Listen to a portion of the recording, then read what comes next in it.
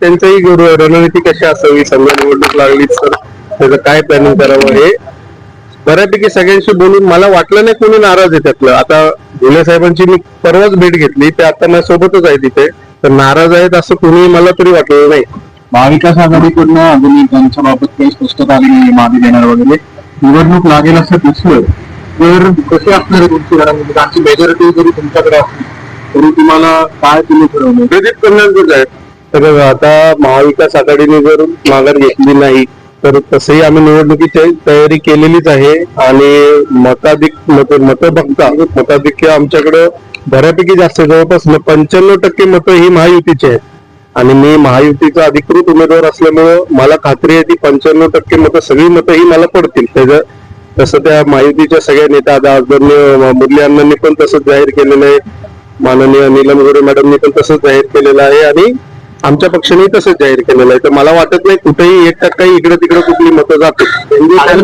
आणि प्रदीप यांनी मुख्यमंत्र्यांची भेट घेतलेली होती, ते तुमच्या अपक्ष उमेदवारी शेवटचा दिवस माघार घेतील महायुतीतले घटक पक्ष.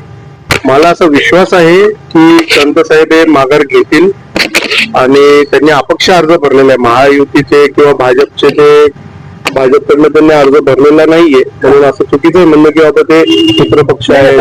असं आहे ना की महायुतीची मतं डिवाइड होऊ शकतात जर त्यांना माघार नाही घेतली. महायुतीची मतं कुठेही डिवाइड होणार नाहीत, 1%ही मत इकडचं तिकडे कुठे जाणार नाही.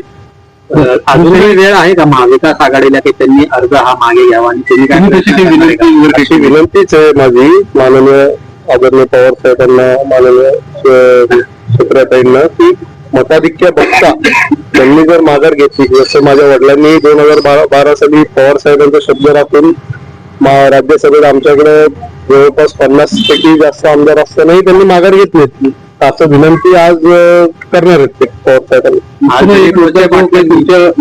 संपत्तीच्या संदर्भातला मुद्दा पुढे आलेला आहे की तुम्ही जय पवार यांना 10 कोटी रुपयाचं कर्ज दिलेलं आहे. काय नाही, बरं झालं प्रश्न विचारला.